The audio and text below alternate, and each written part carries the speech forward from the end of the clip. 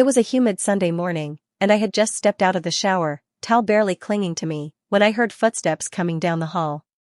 I thought I was alone. My husband had taken the car to the hardware store, and the house had been quiet. So, I walked confidently toward my room, damp skin glistening from the steam, not bothering to secure the towel tightly. That's when it happened. I turned the corner, and there he was, my stepson, Aiden. 22 years old, fresh from college, back home for the summer. He froze. I froze. My heart leaped to my throat. His eyes dropped for a moment, just a flicker, but I caught it. I caught it so clearly, and I'll never forget the look that followed. He wasn't trying to look. But he saw. The top of the towel had slipped slightly, exposing the upper curve of my left breast. Not enough to call it naked, but enough. Enough for a young man's body to betray him. He turned crimson, stammered, I'm sorry, and stumbled back into his room. I stood there, stunned. Shocked. But more than that, unsettled. I couldn't stop thinking about it all day. Not the glimpse. Not the towel. But his face. His eyes. The awkward way he avoided me at lunch, barely speaking. And later, when I passed by his room, the door was slightly open. I swear, I heard a soft moan. Then silence. I should have knocked. I should have told my husband. I should have let it go. But I didn't. The next morning, I wore something different. Something looser. Thinner. It was summer, after all. And I told myself I wasn't doing anything wrong. But deep inside, I wanted to know. Was it a fluke? Was it his imagination? Or was there something more between us, something forbidden and dangerous? I caught him looking again. This time in the kitchen, when I bent down to reach the lower cabinet. I felt it, his eyes lingering, longer than they should have. When I turned, he looked away quickly, cheeks flushing. Again. Can you pass the olive oil? I asked, my voice calm, neutral. He nodded. His hand trembled as he reached across the counter. Our fingers touched. Just barely. But the charge was unmistakable. The tension built slowly after that. Like a string stretched too tightly between us. At night, I'd hear his footsteps pacing. At dinner, he'd glance at me, then away. Always away. Until that night. I came downstairs in my robe, couldn't sleep. The kitchen light was on. Aiden stood there, shirtless, his broad back turned to me. He was pouring a glass of water, and I stood there quietly watching, conflicted, unsure. He turned. His eyes locked on mine. Then dropped.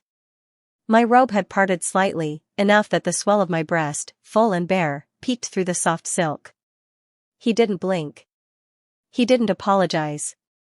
He just stared. And I didn't close it. Aiden, I whispered.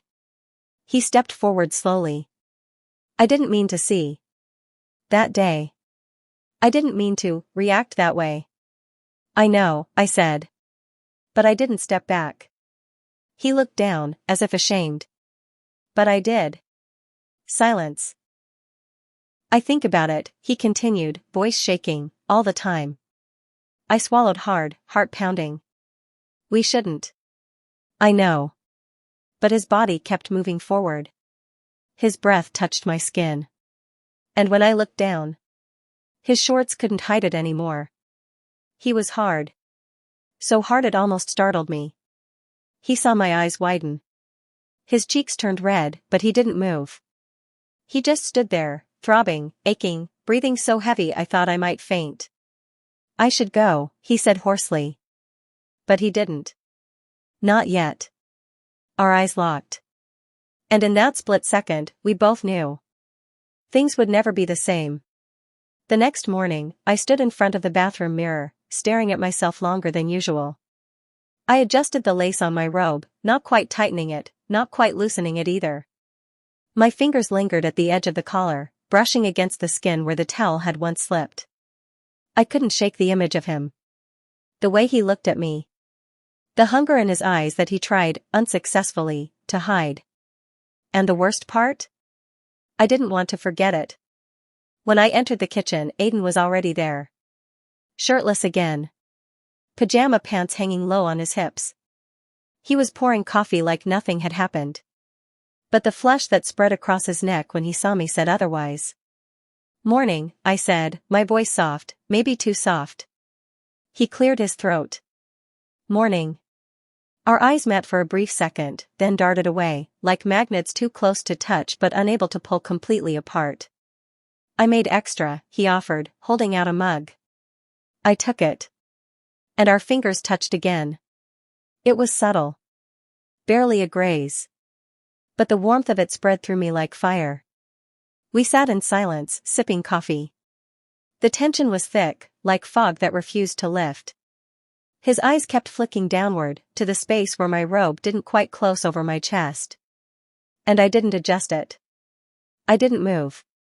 Instead, I spoke. "I heard you last night," I said. He froze. His mug clinked slightly as he set it down. "You did?" My heart beat faster. I nodded. He didn't deny it. His face turned crimson. He looked away. I didn't mean for you to. But I did." The silence that followed was suffocating. Then he whispered, "Did it bother you?" I took a long breath. "Yes," I said. And he looked up, panicked, guilt washing over him. "But not the way you think." He didn't say a word. Just stared. Like he was trying to decipher what I meant, or hoping it meant what he wanted. And maybe it did. Because when I stood, my robe shifted, just slightly. One strap fell from my shoulder. I didn't fix it. I turned and walked to the sink, my back to him, pretending to rinse my mug. I could feel his eyes on me. The heat of them. The want. I leaned slightly forward. Just enough. And when I turned back, he was still staring. His pajama pants did nothing to hide his arousal this time. He realized it too late. His face went white, then red. He grabbed a kitchen towel and covered himself, muttering something about a shower. I watched him go, watched the way his body moved. The tension in his back. The way he clenched his fists as if trying to contain something that had been simmering too long. And I stood there in the kitchen, alone again, heart racing. I should have felt disgusted. I should have called it off right then and there. But I didn't. Because a part of me, deep, aching, hungry, wanted more. That night, I couldn't sleep. My husband lay beside me, snoring softly, unaware. But my mind was elsewhere. With Aiden. With the way he looked at me. The way he trembled. The way his body responded. My fingers slid under the sheets, slowly, quietly. And I touched myself. For the first time in months. But I didn't imagine my husband. I imagined Aiden. His voice. His breath. His hands. And when I came, shaking, biting my lip to stay quiet, I whispered his name in the dark. I woke up the next morning feeling guilt, and craving more. It was only the beginning. We were playing with fire. And neither of us had the strength to stop. It happened 3 days later. The house was quiet again. My husband had left for a conference out of town, 3 nights away. The moment he kissed my cheek goodbye and shut the door behind him, the air changed. Everything felt heavier. Warmer. More dangerous. Aiden didn't say much that day. But I caught his eyes on me, lingering longer, burning deeper. I wore a simple sundress. Light fabric. No bra. I told myself it was because of the heat. But I knew better. And so did he. That evening, the silence between us broke. I was in the living room, curled up with a book I had no interest in reading. He entered quietly, standing there like he wasn't sure if he should stay. I didn't look up. But I felt him. His presence was a gravity I could no longer ignore. "You okay?" I asked, voice low. He stepped closer. "Can we talk?" I shut the book. Set it down. "Sure." He sat on the edge of the couch, leaving space between us. His leg bounced nervously. He didn't look at me. I can't stop thinking about it, he said. I swallowed. About what? He turned then. Slowly. Finally meeting my eyes. About you. That day. That night. All of it. The room seemed to shrink. The walls pressed inward. My chest ached with a strange mixture of fear and anticipation. Aiden, I began. He leaned forward suddenly, voice trembling. I know I'm not supposed to. I know it's wrong. But you don't understand. I think about you all the time. Every second. I wake up hard, and it's you I'm dreaming about. My breath caught. I'm sorry, he added quickly. I needed to say it. I looked at him, at the boy I helped raise into a man. And I saw the truth in his eyes. The need. The ache. The honesty. And the same ache lived inside me, too. Aiden, I whispered. I felt it too. His eyes widened. The air snapped. What? I've tried to ignore it. To pretend it's just passing curiosity. But it's not. He reached for my hand, tentative, unsure. I didn't pull away. His fingers closed around mine. I don't want to lie anymore, he said, voice barely audible. Please. I looked down. My heart raced. My lips parted. And then? He kissed me. It was gentle at first. Careful. Like he didn't believe I'd let him. But I did. My lips responded, slow and soft. Then deeper. My hand found his jaw. My thumb stroked his cheek. He pressed closer, and I felt the weight of his womp between us. Hard. Heavy. Hot. I should have stopped. I should have pushed him away. But instead, I let my hand slide lower. Down his chest. Over his abs. To his waistband. He gasped against my mouth, and when our eyes met, I saw the question written all over his face. Are we really doing this? And silently, I answered him, yes. He rose and offered his hand. I took it. He led me to his room, not ours. His. And I followed. Inside, the air was thick with tension. The door closed behind us with a soft click that sounded louder than thunder. He stood in front of me, breathing hard. I've never wanted anything more, he whispered. My fingers found the hem of my dress. I pulled it up, slow, inch by inch. And when it fell to the floor, I stood there bare. His eyes widened. He licked his lips. God, he murmured. You're beautiful. He stepped forward and cupped my breasts in his hands. His thumbs brushed over my nipples, and I gasped, my knees weakening. Then he kissed them. One. Then the other. Soft. Reverent. And his breath on my skin made me burn. We didn't rush. Every touch was slow, every movement filled with hesitation and hunger. His mouth explored me with awe, like he couldn't believe I was real. And when he entered me, gently, carefully, I moaned into his mouth, clutching him tight, drowning in guilt and desire all at once.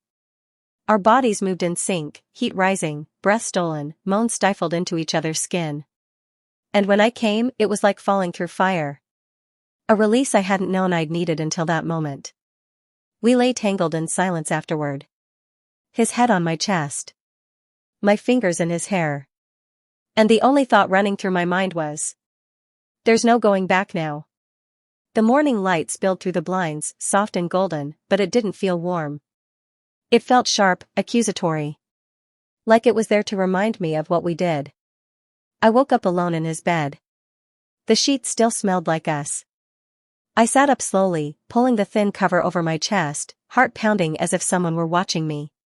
But I was alone. And yet, I didn't feel alone. I felt watched, by my own conscience. I crept out of his room like a stranger, tiptoeing across the hardwood floor, ears sharp for the sound of a key in the front door, the jingle of my husband's return. But it was silent. Still. My husband wouldn't be home until tomorrow night. We had time. Time to pretend this didn't happen. Time to make it worse. I avoided Aiden the rest of the day. Stayed upstairs, kept the door shut. When I heard his footsteps outside my room, I didn't move. I couldn't. What could I say? That I gave in? That I wanted him again? That my body was still aching for more? I didn't know how to feel. But I knew this. That wasn't going to be the last time. It happened again that night. And it wasn't accidental. I waited until the house was dark. Quiet. And I slipped out of my bed like a ghost. Down the hallway. To his room. The door was ajar. He was lying there, shirtless, headphones in, staring at the ceiling like he was waiting. I stepped inside. He sat up quickly. Eyes wide. Hopeful. I didn't speak. I walked to him, climbed onto the bed, straddled his waist. And I kissed him. This time, it wasn't slow. It wasn't soft. It was urgent. Desperate. Consuming. We didn't speak. We didn't need to. He pulled my nightgown over my head, buried his face between my breasts like he'd been dreaming of it every night, and maybe he had. I felt his hands everywhere, his lips trailing heat across my body. And when we moved together again, it was faster. Hungrier. Like we were making up for all the times we had pretended not to feel what we did. When I came this time, I bit his shoulder to muffle the sound. And afterward, I cried. Not because I regretted it. But because I didn't. The next day, things began to shift. He smiled more. Walked around like he was proud of something. And I couldn't help but feel exposed. Every glance felt like a secret waiting to spill from his lips. He kissed me in the hallway once, quick, when no one was around. I pushed him back, panicked. We can't. He frowned. But we already did. That doesn't mean we keep doing it. He stared at me, hurt flickering across his face. You're acting like it was a mistake. I'm acting like it was real, I said. Which means it has consequences. He didn't say anything. Just walked away. That evening, I got a text. Flight moved up. I'll be home tonight. My husband. I stared at the screen, heart skipping. I wasn't ready. I wasn't ready to look him in the eye. To sit across from him at dinner and pretend I wasn't breaking apart inside. To lie beside him knowing Aiden's hands were still imprinted on my skin. The moment he walked in, I plastered on a smile. Hugged him. Kissed his cheek. Pretended nothing had changed. But Aiden wouldn't stop looking at me. At the dinner table, he watched my every move. When my husband talked about his trip, about renovations and vendors and hotel breakfasts, I nodded like a good wife. But under the table, Aiden's knee brushed mine. Once. Then again. Then he left it there. I shifted away. My husband didn't notice. But I did. And it made me feel dirty. It made me feel alive.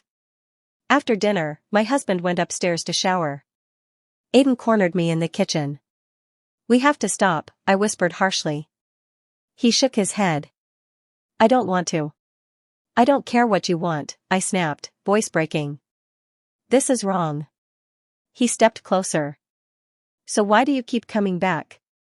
I opened my mouth. But no words came out. Because he was right. That night, I lay in bed beside my husband. He reached for me. Kissed my neck. I let him. But I didn't feel it. Not like I felt Aiden. And when it was over, I rolled onto my side, eyes wide open, heart drowning in guilt. I had betrayed my husband. With his son. And I was terrified. Because part of me was already planning to do it again.